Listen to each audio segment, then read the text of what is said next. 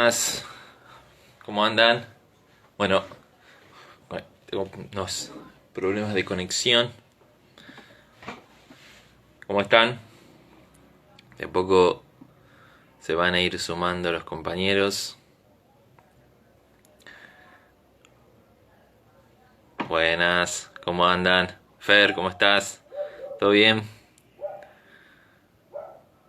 Dieguito, ahí se van sumando de a poco. ¿Cómo andan? ¿Cómo lo está tratando este invierno frío que se puso?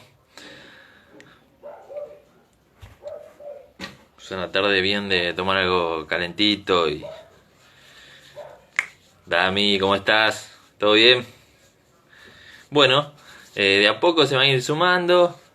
Hoy tenemos una charla más que interesante para reivindicar algunas cosas que vienen pasando, sobre todo en la provincia de Buenos Aires, que es donde estamos nosotros.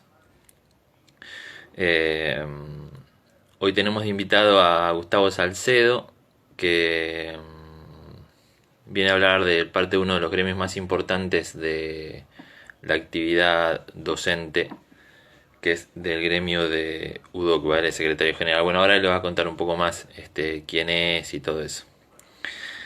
Diego, ¿todo bien?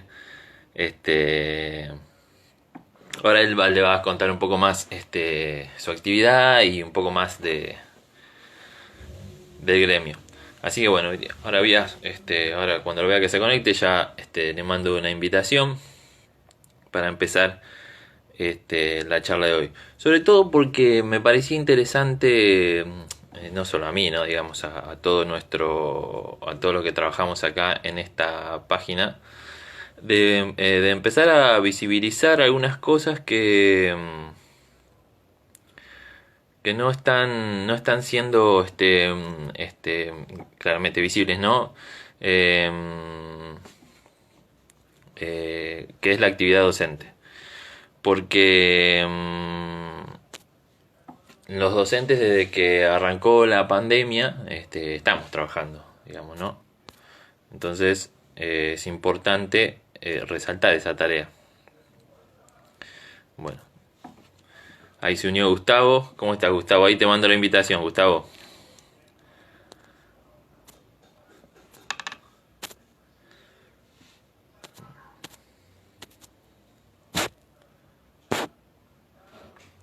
No puedes unirte. Bien, a ver, hay un problema. Esperen que ya lo soluciono. Que es... Uy, perdón. Ahí está. Celular, perdón. Ahí lo invité a Gustavo. Esperamos que acepte. Ahí está. ¿Cómo anda, ¿Qué tal? Gustavo? Buenas tardes. ¿Todo Muy bien, bien? ¿cómo andas, Norberto? Muy bien, vos. Bien, acá tomando unos mates. Estamos igual, también tomando los mates. Bien. Bueno, hoy como invitado particular, sobre todo para nosotros, porque los que organizamos este espacio somos todos docentes. Entonces nos Bien, parecía recontra importante empezar a hablar un poco también de nuestra tarea y dónde nosotros nos representamos. Yo ya avisé o ya comenté que eras de UDOCBA, yo soy afiliado, obviamente ya hace bastante a UDOCBA. Así que lo primero que te iba a pedir, Gustavo, para que la gente te conozca, es que te presentes un poco vos. bueno, primero, bueno, agradecer la invitación, poder participar, poder contarle a los compañeros, a los docentes en particular, a la sociedad en general, qué hacemos desde la UDOCBA. Bueno, en mi caso particular, mi historia dentro del sindicato empieza a los 26 años. Mi nombre es Gustavo Fabricio Salcedo. Soy docente del Instituto 42 de San Miguel. No tengo, digamos, donde estoy ejerciendo ahora, las demás escuelas tengo licencia. También soy docente del Instituto 182 de San Miguel, en el barrio Sargento Cabral. También en la Media 6, acá en el Juan Amanso. En la Técnica 3, en la Japón. Eh, y después, bueno, tengo también escuelas en Pilar y en José C. Paz, en la Escuela Técnica 1 de José Paz, donde me inicié, digamos, casi en la docencia. Trabajo en esa escuela desde el año 1990. tengo 31 años de antigüedad en la docencia. Empecé con 19 años a trabajar en escuelas.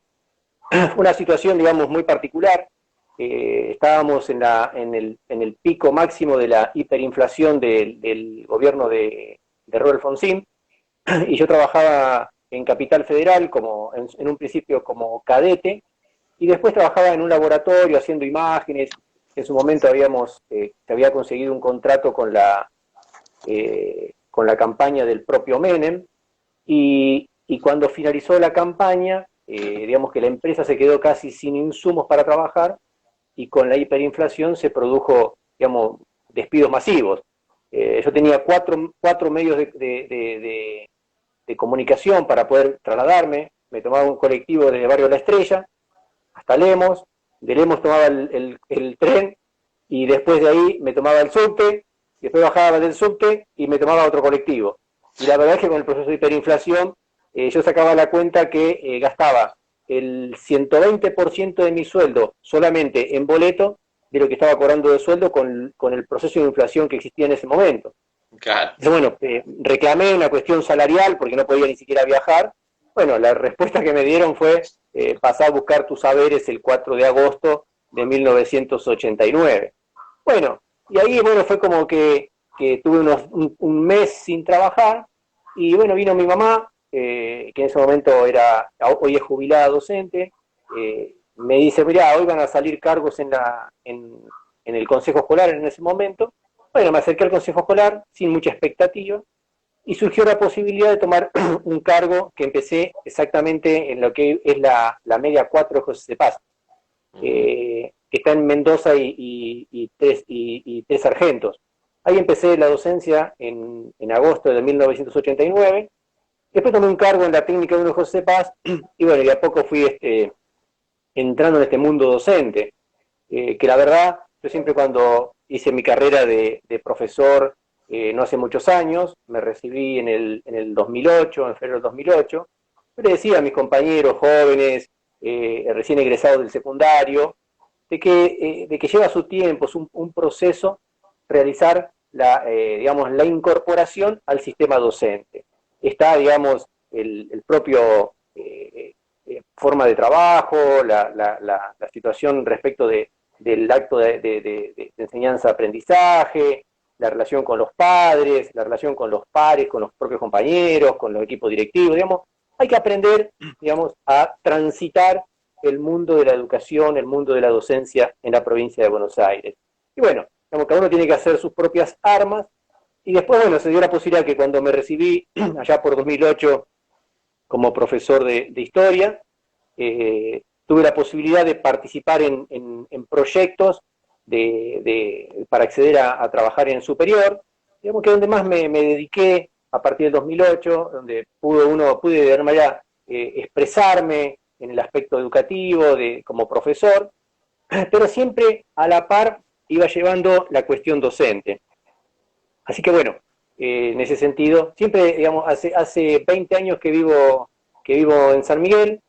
Soy nacido en Los Polvorines, que siempre anduve por acá. Y después, bueno, tengo mi corazón en Entre Ríos, que mis abuelos eran de allá, de Entre Ríos, de una ciudad que se llama Federal. Y bueno, como que siempre uno queda esa historia, digamos, viví también un par de años en el campo, que eso me dio unas cuestiones, digamos, de una perspectiva de ver las cosas por ahí diferentes, y bueno, y haber también vivido en una ciudad del interior, tiene sus, digamos, sus idas y vueltas. Tuve la dificultad cuando nos mudamos a Entre Ríos, de que me decían que era porteño, entonces, y después cuando nos volvimos a Buenos Aires, me cargaban o hacían chistes porque tenía la tonada de Entre Ríos. Entonces también fueron situaciones de idas y vueltas, pero bueno, son cuestiones de cuando uno es chico. Así que en ese sentido, pues, también el secundario lo hice en el Nacional de San Miguel, acá frente al sindicato UDOC en San Miguel, está justo enfrente. Hice los 5 años ahí, digamos, es inolvidable, el Nacional de San Miguel es inolvidable, es una escuela muy grande. En ese momento pertenecía a Nación, si no recuerdo mal, éramos como 35 divisiones de 50 alumnos cada uno.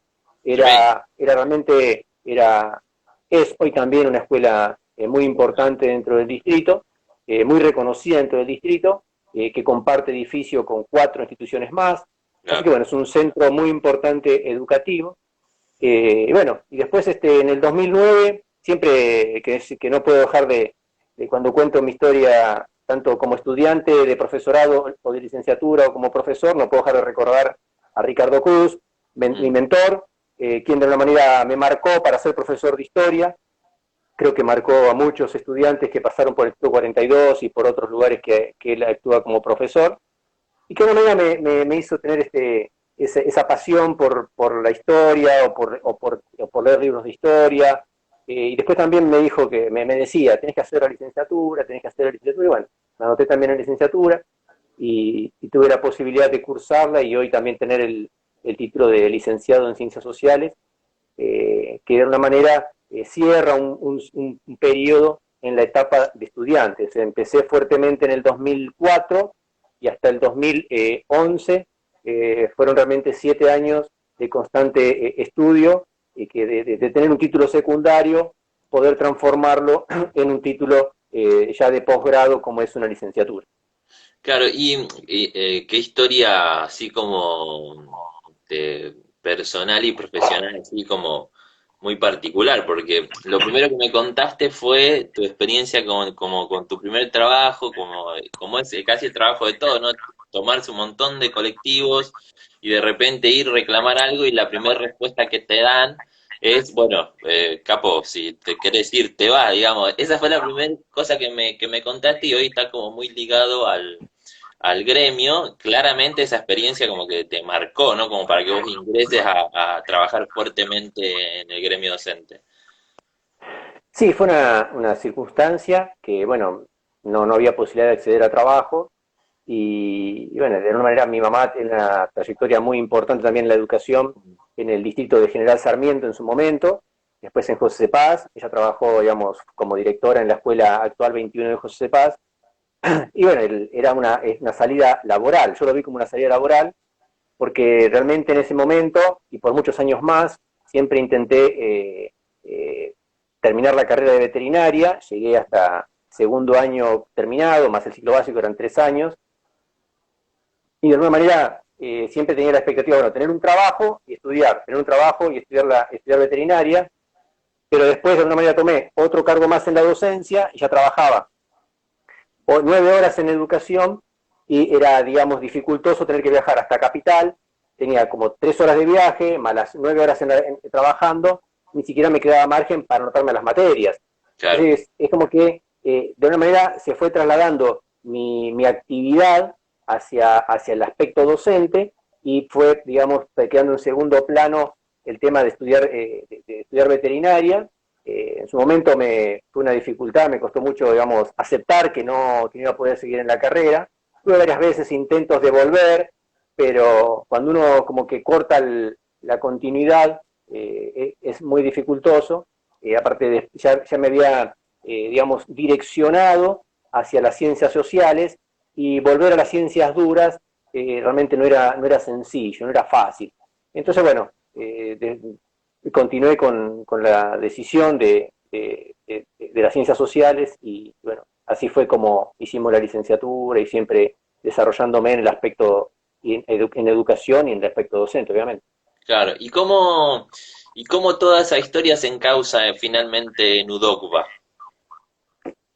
Bueno, ahí también participó mi mamá, porque originariamente participábamos en la lista, digamos, alternativa que supo tener el SUTEBA muchos años, la lista azul y blanca, y trabajaba, y mi mamá, digamos, que conocía a Miguel Ángel Díaz, que hoy es nuestro secretario general, lo conocía de realizar actividad sindical, estamos hablando allá de antes de 1996. Ya, Entonces, tenían siempre un trabajo en conjunto y en ese momento Miguel llama a mi mamá y le pregunta y le plantea si tenía ganas de desarrollar el sindicato en la zona donde ella estaba afincada, acá en San Miguel, José de Paz, Malvinas, digamos, esta zona, pero justo se había dado la circunstancia familiar particular de que hace unos días había fallecido mi abuela por una enfermedad muy dura, muy difícil, y la verdad mi mamá le dice, no, mira, estoy en un momento muy angustiante, no me siento en condiciones. Si querés, llamar a mis hijos, hablar con mis hijos, que eran, bueno, Alejandro Salcedo, que hoy es el secretario general adjunto, y dice, conversá con ellos, que quizás, bueno, a ver, que poder trabajar a partir de que nosotros tomemos la decisión de llevar adelante el sindicato, y dijo, bueno, llamarlos el sábado. Y me acuerdo que en esa época era todo teléfono de línea, no existía el celular, entonces, bueno, llama a Miguel como alrededor de las 9:30 de la mañana, yo me había levantado temprano, en las circunstancias, me levanté temprano, Alejandro estaba en ese momento por levantarse, bueno, atiendo el teléfono, converso con Miguel, y bueno, conversamos un poco sobre la propuesta, cuál era la idea, le digo, bueno, sí, me interesa, me dice, bueno, venite el lunes acá a Barracas, perdón, a Avellaneda, y nos reunimos, me acuerdo, en un salón, en un lugar donde se hacen asados, ahí en Avellaneda, y después habló con mi hermano, con Alejandro, y quedamos en ir los dos. Entonces fuimos los dos a Avellaneda, y ahí empezamos, digamos, a charlar. Yo recuerdo que mantuve una reunión con 7 compañeros, habría algunos más, pero en ese momento éramos 7, y en ese momento seríamos 10, 15 afiliados en toda la provincia. Digamos, era uno miraba y decía, cómo desarrollar un sindicato a partir de tener mucha voluntad, muchas ganas, mucha fuerza, pero también quizás en ese momento no dimensionaba las dificultades. Pero a medida que vinieron surgiendo las dificultades, es como que las fuimos resolviendo. Veníamos de esa reunión que mantuvimos con Miguel, con otros compañeros más, veníamos con Alejandro en el tren, y bueno, conversando cómo hacer. Y bueno, nosotros nuestro fundamento siempre fue atender los trámites gremiales de los compañeros, los reclamos gremiales, problemas de contralor, problemas de sueldo, problemas de antigüedad, la situación en el movimiento anual docente, como toda una circunstancia que siempre el docente tenía, nosotros sentíamos que tenía un abandono en ese aspecto y que no se lo atendía debidamente. Entonces, bueno, viajábamos una vez por semana a La Plata a resolver los problemas, los atendíamos, escuchábamos, y de esa manera fuimos desarrollando el sindicato y construyendo una historia, construyendo también un reconocimiento de parte de los compañeros, y hoy, después de 23 años, sentimos que hemos construido un sindicato en conjunto con muchísimos compañeros que se han sumado en toda esta historia, en todo este camino, y siempre con la conducción de Miguel Díaz, que de alguna manera ha marcado el norte, ha marcado la definición político, gremial, administrativo, y que nos ha permitido siempre el trabajo en beneficio de los docentes, porque ese siempre fue nuestra mirada. ¿Cuáles son las necesidades del compañero? Que se vean representadas en las acciones y las decisiones que tomamos, y que siempre las decisiones sean resueltas a partir de reuniones de delegados, de asambleas, de plenarios secretarios generales, y representarlas de la mejor manera posible en la medida que podamos, obviamente. Claro, lo que está bueno que decís que, si bien pasaron más de 20 años desde que empezaron la historia del sindicato, hoy es uno de los sindicatos más importantes de la provincia de Buenos Aires con respecto a la representación de los docentes, y la verdad que el tiempo, si uno lo mide, han logrado un montón de cosas en 20 años, ¿no? O sea, como que, si bien son 20 años, es un montón de tiempo, pero en términos de la historia de la lucha docente, en 20 años lograron un montón, posicionarse como un gremio importante dentro de la provincia, ¿no? Bueno, sí, a veces uno tiene como la expectativa de qué más se podría haber hecho, pero entiendo que, que estamos ocupando un lugar preponderante del marco de la discusión sindical docente en la provincia de Buenos Aires, que nuestras ideas son escuchadas, que los docentes muchas veces esperan nuestra voz, o esperan la voz de lo que hoy formamos parte del Frente Unidad Docente, como para sentirse representados.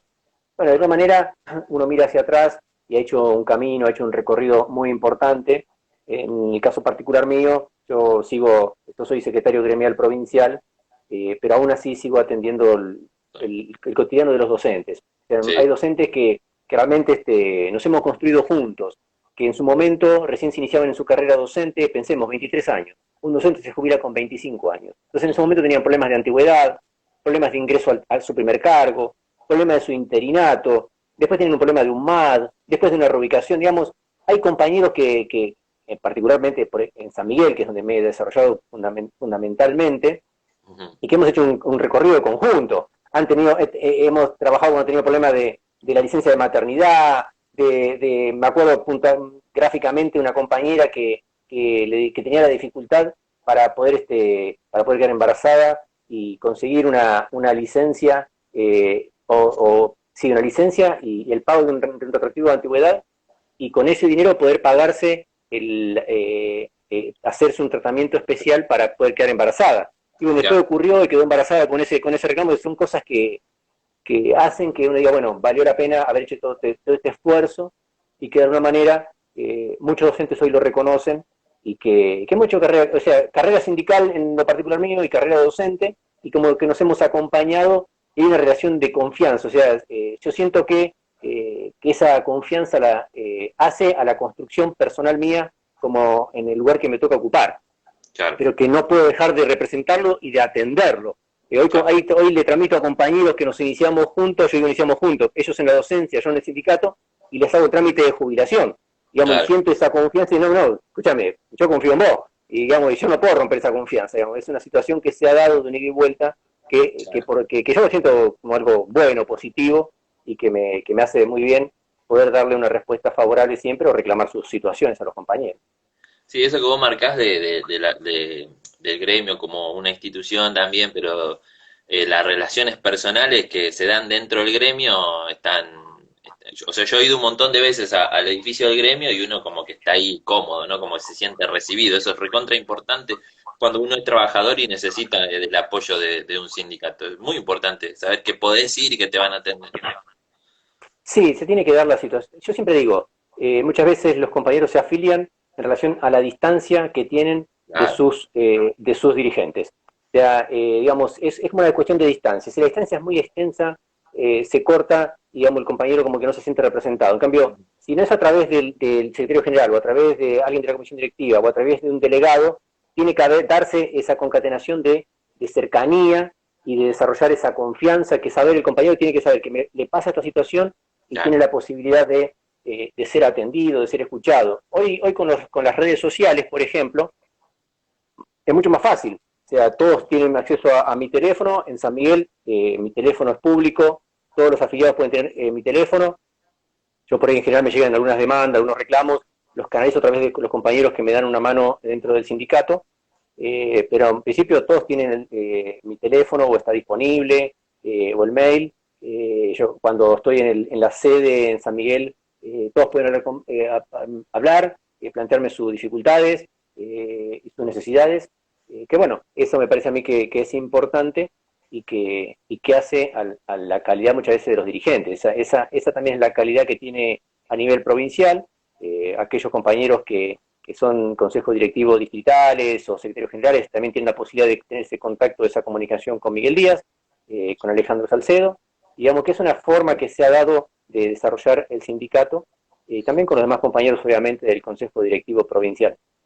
Exacto, perfecto.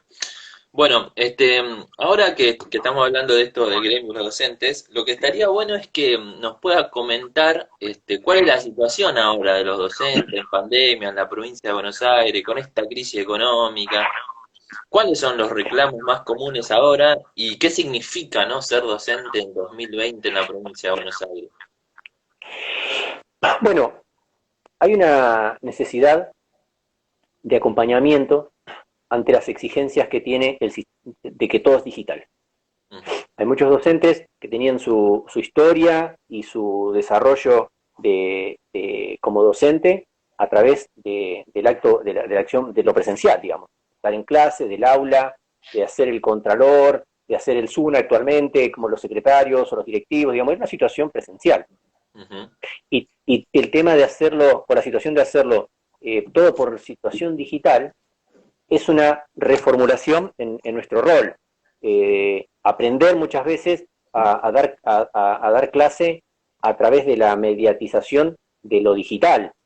Y entre paréntesis quiero decir de que me parece que es irreemplazable la clase que se da presencial a la digital. Una vez decía, tengo miedo de que algún día nos reemplace. No, no, para mí es irreemplazable. entiendo que el ida y vuelta que tiene, no me imagino hoy, o sea, he conversado con compañeras que me lo cuentan, pero enseñarla a leer, a escribir, a multiplicar, a sumar a un niño de 6 años, de 7 años, en el nivel inicial, la verdad que debe ser realmente con mucha dificultad. Quizás en los niveles superiores se puede trabajar desde la distancia, desde lo digital, en los posgrados, en las carreras superiores. Bueno, digamos que aquel que empieza una carrera en nivel superior ya tiene una estrategia de estudio, una dinámica de estudio, pero cuando el niño recién se inicia, recién se desarrolla, pasa mucho por lo afectivo, por la cercanía, por el contacto, por el poder comunicarse con su maestra, digamos, me parece que es irreemplazable. A la pregunta que me decías, bueno, estamos todos en un proceso de transformación, de capacitación, de aprender a hacer las cosas en la computadora.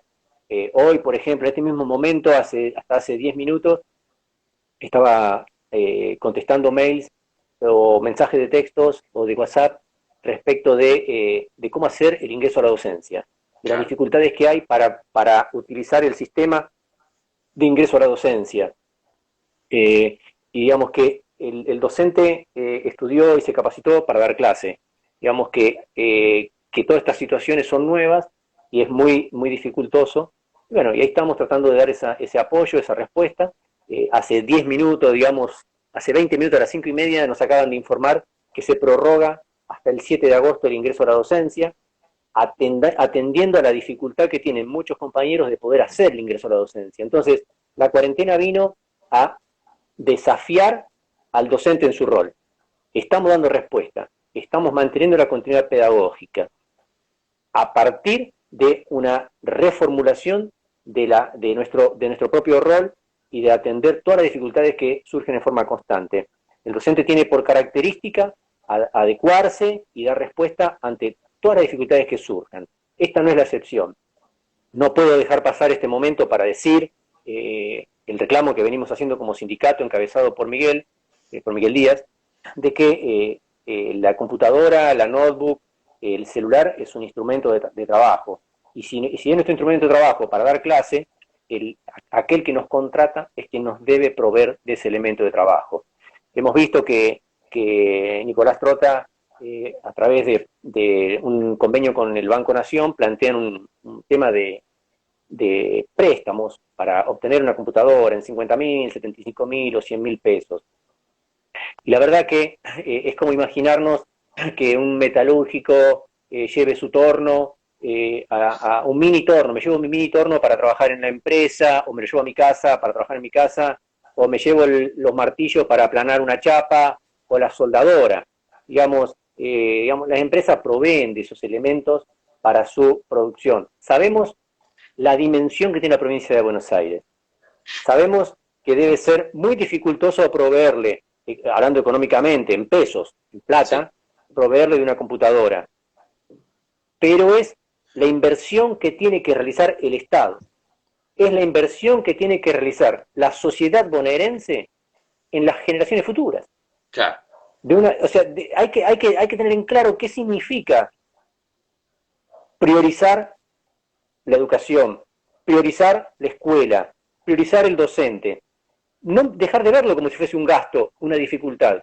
Si en definitiva queremos transformar la situación, la sociedad tiene que visualizar, tiene que poder ver que sus impuestos tienen que resolver la situación del docente, la situación de la escuela, la situación de la educación, con todo lo que conlleva. Si conlleva más inversión, bueno, más inversión. No pasa por decir a la educación le dedicamos en la provincia de Buenos Aires el 21%, el 19%. No. ¿Cuánto necesita la educación en la provincia de Buenos Aires para hacer una educación de calidad que dé respuesta a la necesidad que tiene las futuras generaciones? Bueno, tendrá que ser más dinero, bueno, será mayor cantidad de dinero. Veníamos reclamando problemas de infraestructura, veníamos reclamando material didáctico para el docente, nos daban 300 pesos en la gestión anterior. Digamos, y en definitiva, como sociedad tenemos que definir, entiendo yo que de una vez, porque cuánto hay, cuántos fondos, qué parte del presupuesto hay que dedicarle a la educación. Y no le podemos pedir a educación más de lo que presupuestamos. Claro, Es así. claro, O sea, planteábamos que había problemas que se llovían los techos, que no había lavandina para las escuelas, que no había agua potable en las escuelas, que eran muchos chicos a veces, no sé, lo que hicimos en el Instituto 42, el profesorado, en primer año empezamos 75 chicos, ujú, y se ponen de la ventana para afuera 5 chicos, 8 chicos, para poder ver la clase. Entonces, ¿qué ocurre? Imaginémonos un trabajador que se levantó a las 6 de la mañana, fue a trabajar y viene a las 6 de la tarde a ver a su clase para poder hacer un profesorado y querer cambiar su situación, y tiene que estar de la ventana para afuera para recibir una clase. claro, Deja.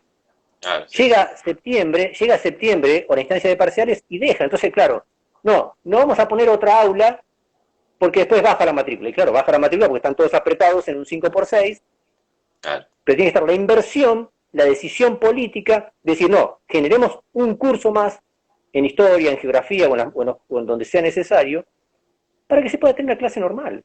claro, O, claro, o que digamos que la infraestructura es determinante. Ahora nos damos cuenta de que hay dificultades, claro, de que tenemos que tener 15 chicos a una distancia de 1,50 m cada uno del otro. Entonces claro, hacemos de forma rotativa. Y los docentes vamos a enfrentar estos cambios. Cuando estemos en la etapa 5, cuando venga la decisión de volver a la escuela, los docentes vamos a estar al frente de la situación. Pero claro, hay que cuidarlo al docente. Porque pensemos, los compañeros de seguridad, de sanidad, hay que cuidarlos. Imaginémonos que se enferman los médicos, los enfermeros. ¿Quién atiende a quien se enferma? claro, Bueno, ¿qué pasa si se enferman los docentes? claro, Van a clase y se enferman los docentes. ¿Quién va a poder seguir dando clase? claro, Entonces, entiendo que hay que rediscutir en serio la cuestión del presupuesto para educación. Porque tenemos que pensar, si la discusión siempre es a la baja, no podemos pedir, digamos, respuestas diferentes. No podemos pedir respuestas diferentes. Y esto es respecto a lo que decía del elemento de trabajo. Hoy el elemento de trabajo es el celular que tengo acá, ujú, la computadora ahora, y dicho de otra manera, los estudiantes, en su momento se les daba un libro, lápices, un cuaderno. Hoy necesitan la computadora. claro, Porque total, si realmente crees que tu generación, tus argentinos, tus ciudadanos argentinos puedan estudiar, no van a poder hacerlo si no tienen computadora. Te cuento un caso particular. En la clase que doy tengo 18 alumnos. ujú, Muchos me dicen, para tener una clase con usted me sale 300 pesos en datos. claro, Entonces, ¿cómo pago yo los 300 pesos en datos cada clase con usted y después con los demás docentes? claro, Entonces, ¿qué hacen? Cierran el celular y no hay más comunicación. se terminó, claro, Entonces, no solamente el docente está al frente, sino que también necesita el acompañamiento de la infraestructura y de los elementos para poder desarrollar su clase. total, total, Desde este punto de vista, es la lucha que encabezó Miguel Díaz, en que se le entrega a los docentes el elemento de trabajo, pero no puede ser tampoco menor la decisión política de que también le llegue a los estudiantes. claro. Ahora pareciera, ¿no? Como una lógica de los gobiernos que siempre esperen a que sucedan las cosas y después no poder resolverla. Digo, yo me acuerdo que con los compañeros de Moreno, cuando le reventó la garrafa, recién ahí empezaron a pensar o a tratar de resolver problemas que ya venían arrastrándose con los edificios, ¿no? O con todo este problema de gas en las cocinas, digamos, las escuelas están realmente deterioradas. Y parece que para los gobiernos la lógica es, bueno, esperemos que pase algo y después de que pase lo resolvemos.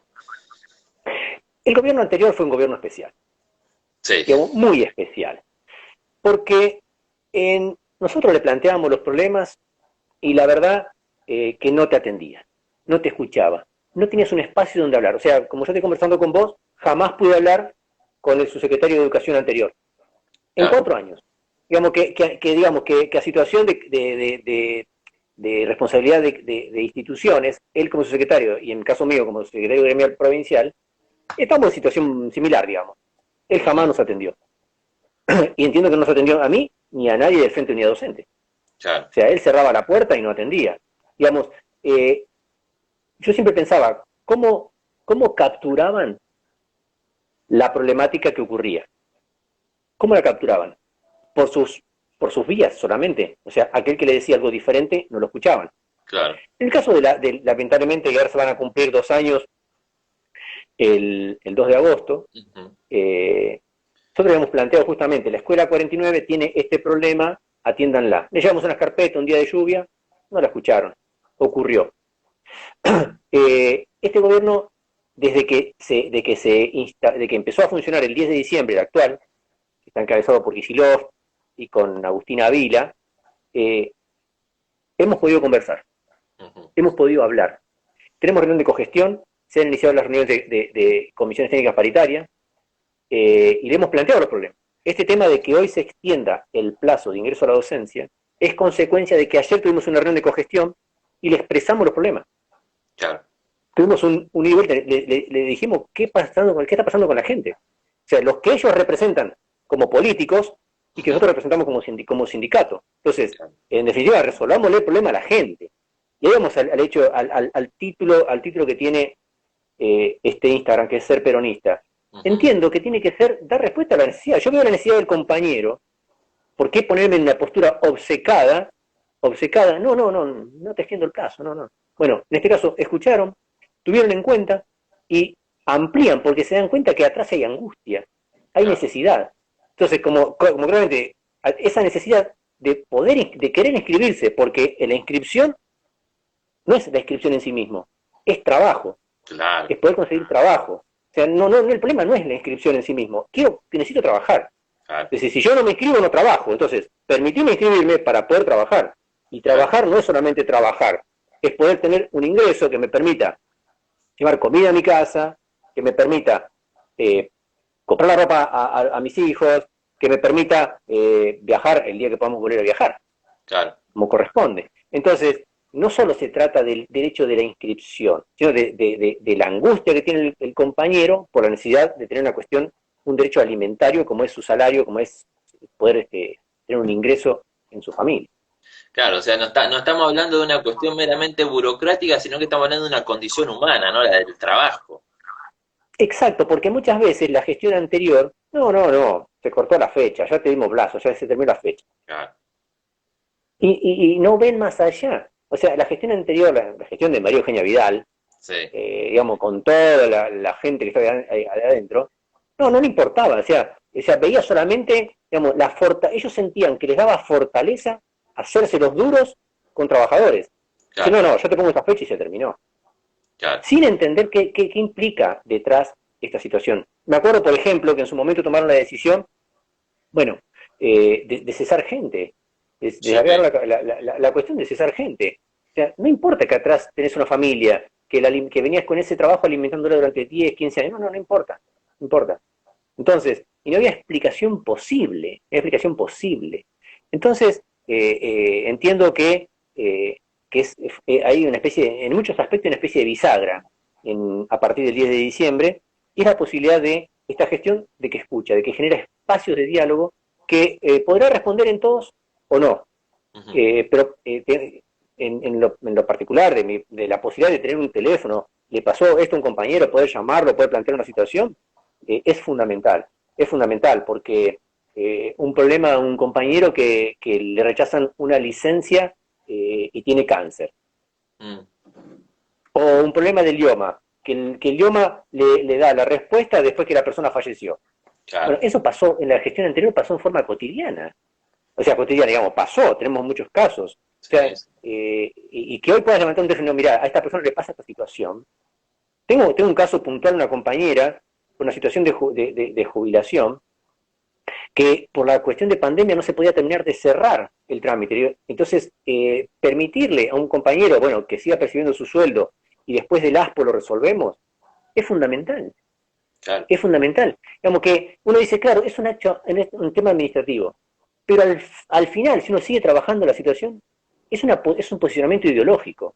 Claro, Posicionamiento ideológico es el tema de entender lo que le sucede al otro, pues es una situación como que me tiene que doler, que tengo que sentir que lo tengo que resolver. Entonces, desde ese posicionamiento, es muchas veces cuando a mí me parecía inentendible lo que nos ocurrió en el gobierno anterior. A claro. mí me parecía inentendible. Que vos le explicabas el problema que tiene una persona y no, bueno, ya está. Esa, se terminó. Sí, la verdad que, sabes que en el gobierno anterior, con Yoma, a mí nunca me dieron tarjeta porque no había plástico, entonces yo no tenía una forma de, de poder certificar de que era de Yoma, ¿no? Todo, la verdad que el gobierno anterior fue increíble, en algunos casos fue tremendo, muy Sí. duro para algunos compañeros, ¿no? Sobre todo para los que recién se iniciaban, habrá sido durísimo intentar trabajar en el gobierno anterior. Y te cuento un ejemplo más. Una demanda muy fuerte desde el que empezó la pandemia es el tema de los actos públicos. Como Claro. no se puede hacer las reuniones presenciales, se cortaron los actos públicos. Ujú. Y los compañeros siempre tienen la expectativa, marzo, abril, mayo, empezar a conseguir un trabajo. Se Claro. quedaron sin trabajo. Ujú. Como la respuesta, digamos, para algunas situaciones fue, en el caso de Nación fue el IFE, y en el Ujú. caso de provincia se llama PIEDAS. Está el PIEDAS 1 y el PIEDAS 2. Digamos que fue una respuesta del momento, poder atender necesidades urgentísimas. Pero también a la par empezaron a escuchar nuestra demanda, como Frente Unidad Docente y como UDOCUA también que lo hemos planteado, de generar los actos públicos. Pero ¿cómo hacer un sistema de actos públicos que se pueda garantizar la transparencia, Claro. que se pueda garantizar que aquel que le corresponde, en primer lugar, lo tome al cargo no que uno se sienta que se pasó por arriba su derecho? Como que eso es fundamental. Y el gobierno viene trabajando en ese sentido para intentar dar respuesta. Y de hecho, la semana que viene los compañeros van a poder empezar a postularse, van a poder empezar o sea, se va a llamar postulación, se va a publicar en el ABC todos los módulos a cubrirse, todos los cargos a cubrirse. En principio va a arrancar entiendo, con cargos al cargo directo de alumnos. Después, Claro. en una segunda etapa, se va a plantear, digamos, los siguientes cargos. Pero en Ujú. principio los que son directamente de alumnos, para que puedan tener una continuidad pedagógica, y van a poder a través del ABC poder participar para poder acceder a los cargos.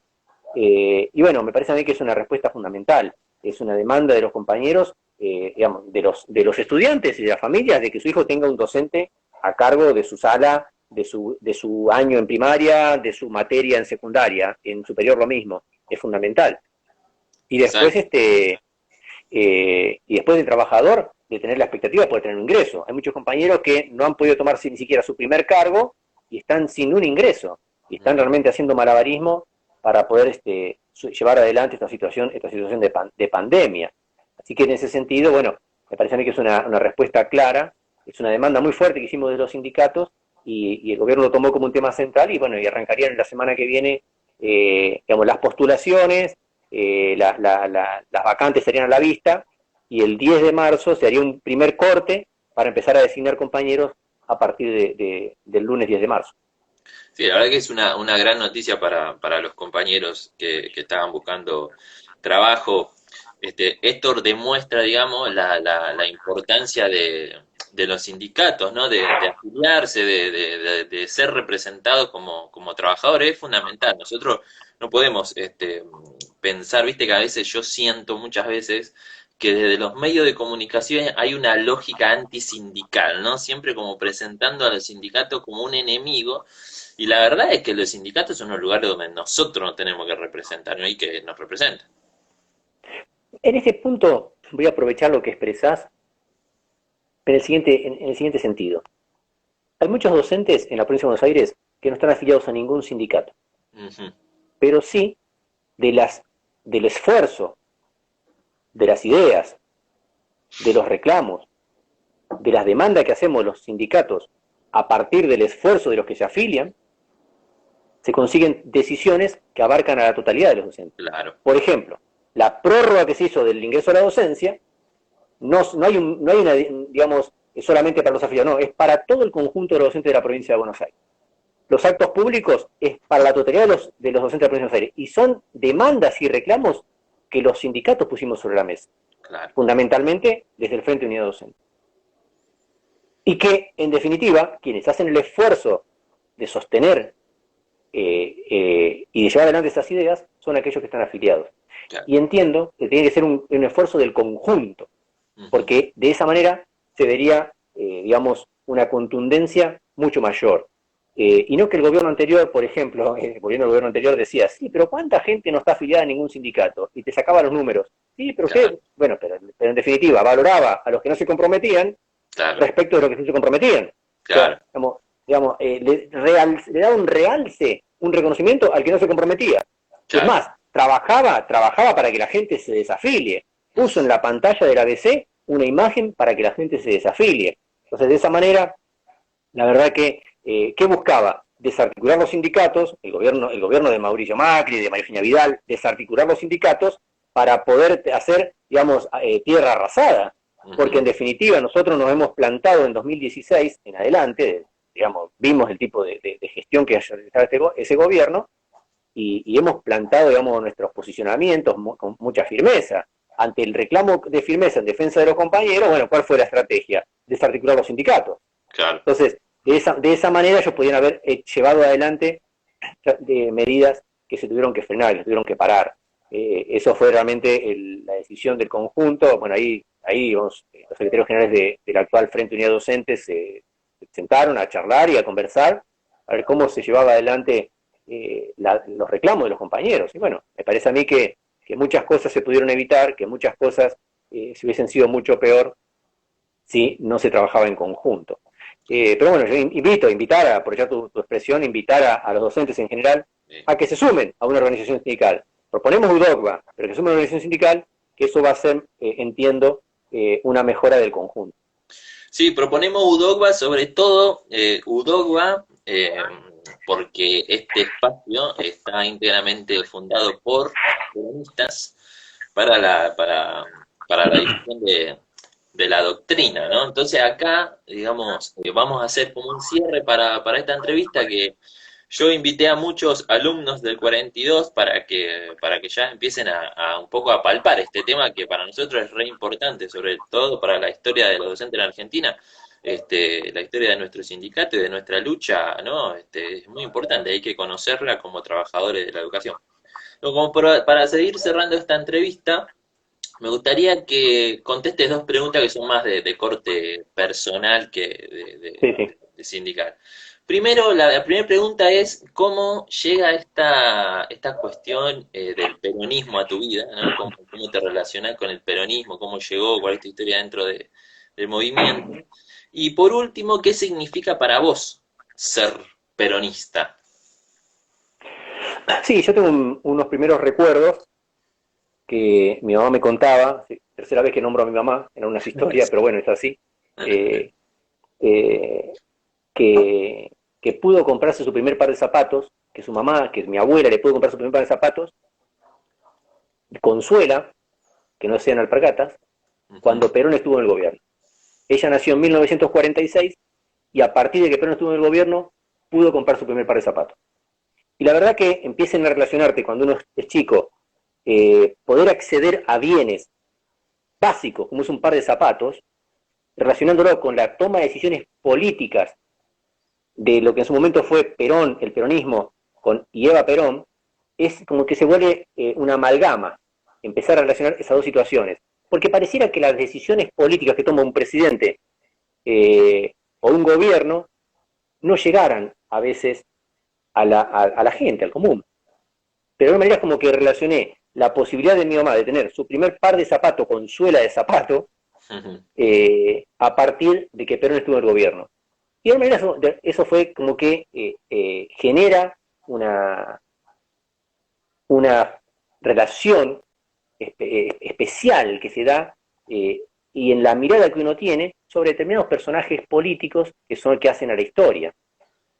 Y después también uno puede ver que cuando uno empieza a estudiarlo, las tomas de decisiones que ocurrieron durante el peronismo y la estrategia de aquellos que se transformaron después en antiperonistas de querer destruir todo lo que beneficiaba a la gente. Porque en definitiva es destruir lo que beneficia a la gente. O sea, el hecho de poder tener el aguinaldo en el mes de julio, que te puedan decir, bueno, a partir de la mejora de salario me compré mi primer par de zapatos, o que mis abuelos fue hasta segundo grado porque tenía que ir a trabajar, mi abuela fue hasta primer grado porque tenía que ir a trabajar, y lograban apenas a leer y escribir, bueno, y ya con eso suficiente, tienes que empezar a trabajar. Entonces y esos cortes, eh, digamos, uno puede ser peronista o no, pero es un corte en la historia. El corte ocurrió en 1945, 1946, que se empezó que se dio la posibilidad del acceso en serio a la escuela primaria, del acceso en serio a la escuela secundaria, de poder pensar en un hijo que haga una transformación en su vida. Digamos que esa situación ocurrió realmente ahí. Y después, bueno, yo entiendo al peronismo eh, como la representación de dar respuesta, de atender en las necesidades que tiene la gente.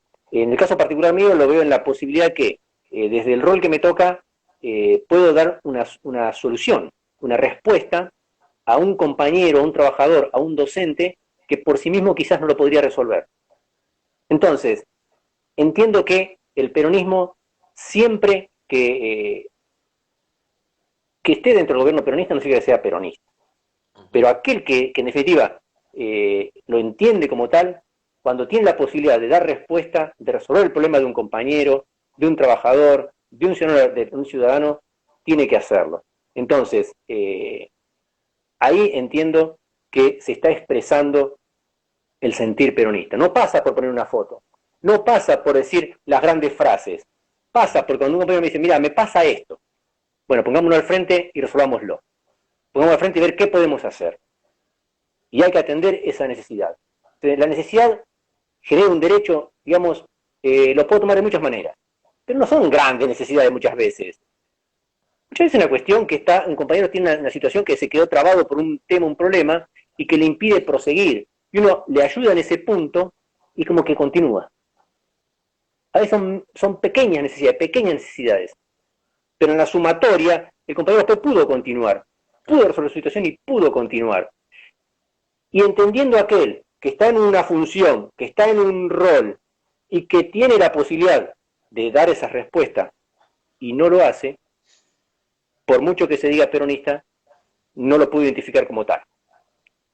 Porque el peronismo vino a dar respuesta a los trabajadores, a los compañeros, a lo que podemos llamar pueblo, a la gente.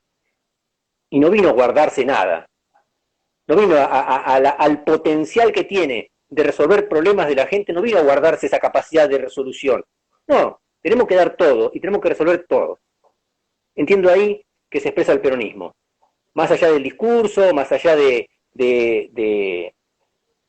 los títulos, de las fotos. Es en las acciones. Hay que medirlo en las acciones. Hoy hay una dicotomía entre la economía y la vida. Entiendo que hay sectores que plantean, bueno, quiero resolver mi situación particular económica. Pero hay muchos compañeros, muchos ciudadanos, mucha gente que agradece la toma de decisiones, que privilegió la vida y que nos dio tiempo a entender lo que nos pasa con esa pandemia.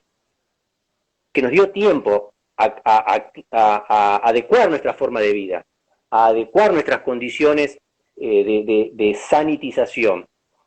Y entiendo que ahí es cuando uno representa el sentir peronista, en dar respuesta a esa necesidad. El día que no lo sienta de esa manera, daré un paso al costado, porque en definitiva el rol que me toca cubrir hoy, acá en San Miguel o en la provincia, está para dar respuesta a los compañeros. Y así es como yo siento el peronismo. Bueno, espectacular, espectacular. Genial la definición y uno, como también como peronista, ¿no? Esto de practicar el peronismo es todo una filosofía de vida y está representado en esto que vos decís. Bueno, Gustavo, la verdad, muchas gracias por haber participado. La charla estuvo espectacular. Y obviamente invitamos a todos los docentes que estén mirando y que están iniciando su carrera docente o los que ya son docentes y todavía no están afiliados, obviamente invitamos a que se afilien y si están motivados por ser peronistas, que vengan a Udogba, están todos más que invitados. Así que muchas gracias, Gustavo, la verdad, genial la charla.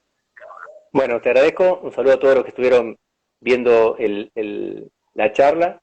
Bueno, muy agradecido de tener un tiempo importante para poder expresar a veces lo que uno lleva en forma diaria, pero en privado. Así que bueno, muchas gracias y un saludo a todos. Bueno, un saludo, Gustavo. Hasta luego.